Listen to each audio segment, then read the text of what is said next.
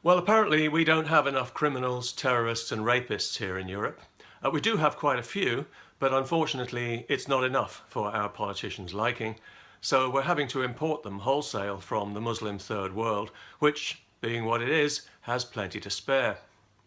Of course, along with the crime, the terrorism and the rape, we are also importing the religion of Islam, which is followed in the main by millions of people from an already violent authoritarian culture who've been taught from birth that their religion must rule the world by force if necessary, that non-Muslims are inferior to them, that women exist to be used by men, that little girls can be married to and raped by grown men, that Jews are the eternal enemy, and that all homosexuals should be killed. So, yeah, let's flood our emancipated liberal society with millions of those people and see what happens. Let's keep an open mind. Let's open ourselves up to the most brutal, predatory culture on earth and let in hordes of unemployable, mostly male, fighting-age welfare parasites who hate us and have no intention of integrating. What's the worst that could happen? Of course, we mustn't generalise about men who've all been raised in the same violent, misogynistic rape culture. We have to assume that the moment they set foot in Europe, they magically develop civilised liberal values like us, or we'll be racists. And when they lie about their age and pretend to be children, we have to take them at their word and put them in with our children, because that's the kind of people we are in Europe, spineless, irresponsible morons. We love to signal our virtue at literally any cost. And we're so terribly proud of the fact that we don't discriminate, even when we should. So Islamic terrorists can just walk right in along with everybody else, as 6 of the Paris jihad attackers did. They walked into Europe as refugees, then made their way freely to where they wanted to go and started killing people. Border security? Oh no, that would send the wrong message. Don't come. And we can't do that because they've been invited. And they think they're coming to conquer us too. They really do. It sounds absurd to us, but it's what they've been taught all their lives by their violent supremacist religion, so why would they not believe it? And they keep telling us too, but we don't want to hear it because it's just too outlandish an idea for us to take seriously, like 9/11 or something. Besides, we're afraid that if we do take it seriously, somebody might call us a racist, and that's far too high a price for us to pay not to sell out our children and grandchildren's future, so we're just going to sit back like beached whales and let it happen, for the sake of inclusion. The countries in the south of Europe are getting the worst of the invasion, and Italy is at bursting point because left-wing activist boats are being allowed to pick up migrants from traffickers and act as a virtual illegal ferry service to Europe. If the Italian government had any regard at all for its own people or for the rule of law, all those boats would be seized and scuttled and everybody on them thrown in jail. But the Italian government doesn't want to stop the invasion. It wants other countries to reopen their borders and accept their share of the nightmare. And, of course, the European Union agrees, but some of its newer members, Poland, Hungary, Slovakia, the Czech Republic, are not so keen.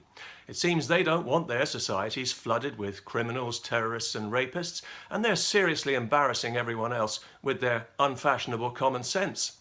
They can see the explosion of crime and violence in countries that have opened their borders, and they feel that it would be a betrayal of their own people, now there's a novel idea, to let this poison into their society. They don't want their country to be a place where women and girls are afraid to go out on their own at night, where it seems like every week there's another gang rape by men who got into the country by pretending to be children. They don't want their country riddled with police no-go zones controlled by Muslim gangs, or their prisons full of terrorists and rapists they can't deport. They don't want Saudi-funded mosques preaching sedition, violence and hate, while everyone else's right to free speech is truncated to a virtual stump of itself. And they really don't want any cultural Marxism because they have a recent history of being governed by actual Marxism, and they can smell the evil here. They know it's rotten. They also know, what the rest of us have known for some time now, that being governed by open borders politicians is like travelling with a suicidal bus driver on a mountain road.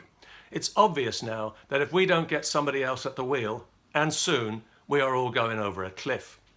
They've shown that they can't be trusted with our safety and security, and they're not persuaded by evidence or reason. They're determined to press on with this folly regardless, like religious zealots who believe they're acting in the cause of a greater good that transcends the wishes of the people who elected them, if anyone did elect them.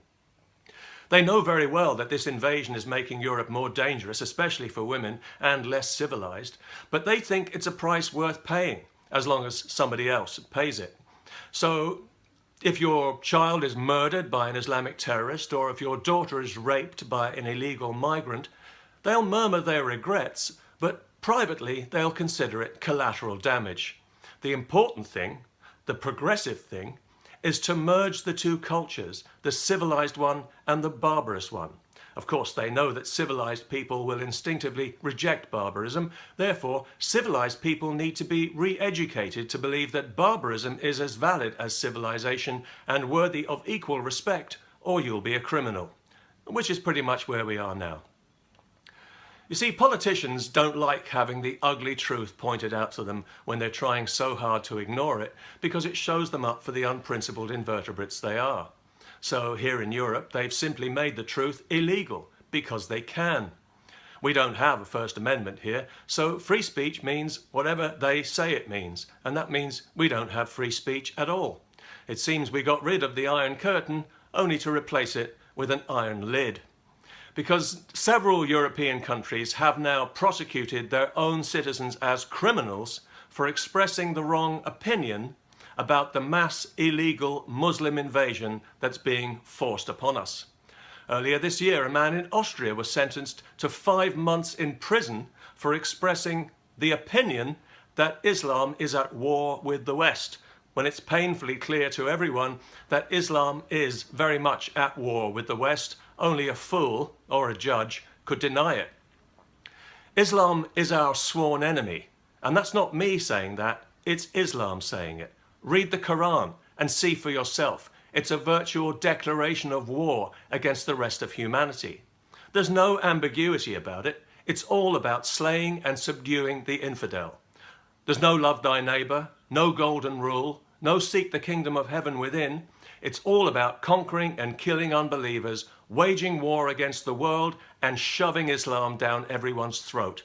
That's what the terrorists are trying to do, because that's what their scripture tells them to do, and we are reminded of that every time police in Europe find a military-grade arms cache hidden near a mosque.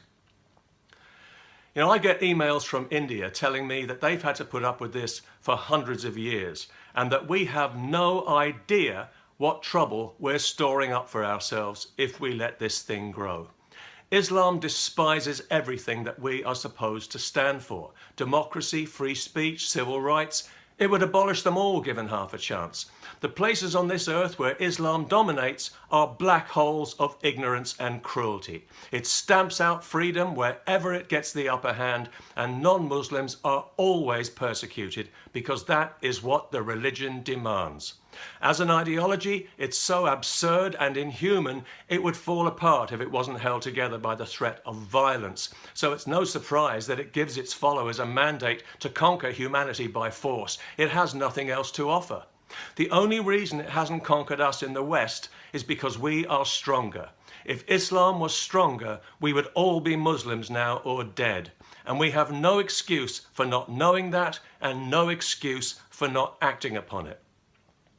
Thomas Jefferson knew it more than 200 years ago when he asked the Arab ambassador why they attacked and enslaved people who had done them no harm. And he was told that it was because the Quran instructs Muslims to wage war against everyone who does not submit to Islam and to make slaves of prisoners. He was also told that every Muslim who dies in this cause will go to paradise. Ring any bells? So this jihad terror insanity that we see today is nothing new. It's not some sudden aberration. It's not based on a misunderstanding or wrong interpretation of scripture. It is not the corruption of a great religion. It is Islam, and it has always been Islam. And if we don't start pushing back against it, as we've had to do throughout its history, it will prevail like an incoming tide, because we have opened the door to it now in a way that has never happened before, and we are sleepwalking into disaster. We've opened our free and liberal society to the most backward, repressive, brutal and predatory culture on the planet. A culture that belongs in another century and on another planet, and a culture that thinks it's coming to take over, so it has no respect for the law. And we give it every encouragement too, by censoring ourselves and by backing away from it, mumbling nonsense about tolerance and diversity to people who don't know the meaning of those words and who laugh at us openly. We must be insane. When do you think we'll come to our senses and stop re-electing the criminals who are imposing this nightmare on Europe? When the situation is irreversible? When Europe resembles the Muslim third world, with violent crime rampant, police outnumbered and quitting in droves as they are already in Sweden, with criminal gangs and Sharia dominating the public space, women assaulted and raped daily, gays and Jews beaten up or killed, regular gunfire, car bombs, suicide bombs and paramilitary conflict on the streets? Do you think that'll shake us out of our virtuous stupor? Well, we'll soon find out, because that is what's coming, sooner than we think. The seeds have already been sown.